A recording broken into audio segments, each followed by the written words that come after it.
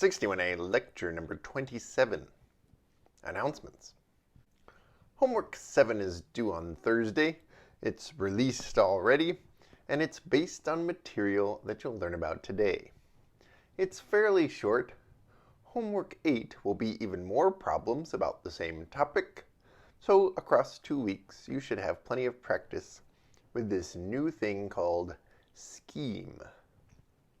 I'll tell you about scheme in a minute, but first I wanted to talk about the midterm. It was a challenging exam, as midterm 2 always is in 61A.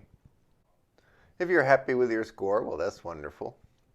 If you aren't happy with your score, please keep in mind that the final exam is mostly midterm 2 content. In fact, we'll try something new this year. Final exam is 75 points.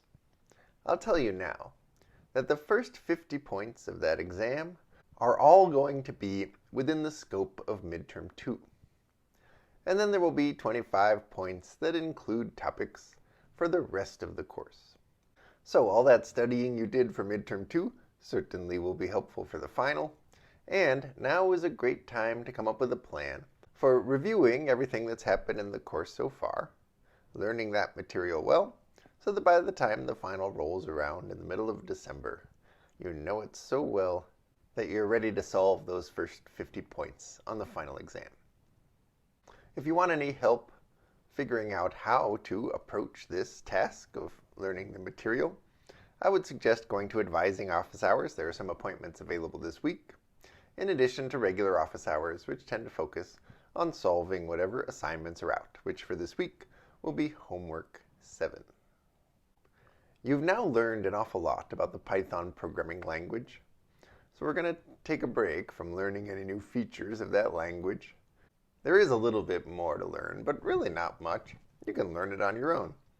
Instead, the rest of this course will be devoted to learning about other programming languages that support other approaches to programming. We'll start with one that's very similar to Python, called Scheme, and then we'll move into languages that are quite a bit different from Python and have their own special roles. So today, we start from scratch, learning a new programming language.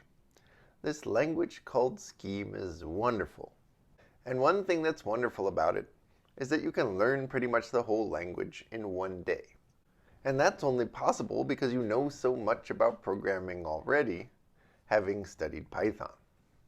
So the plan for the next few weeks is that today you'll learn the Scheme language, and then we'll spend some time understanding how to build an interpreter for that language, which is the program that runs Scheme programs. But in order to practice Scheme, you need an interpreter yourself. There's one bundled with Lab 10 or Homework 7, so if you download either of those, you'll see instructions for how to use it. There's also one built into code.cs61a.org, which you can find here in the Resources tab. And here you can start a Scheme interpreter, and if you try to type Python code into it, weird things will happen because it doesn't understand Python. It only understands Scheme. So if you want to follow along with any examples from this lecture, I would recommend using code.cs61a.org. Okay, here we go.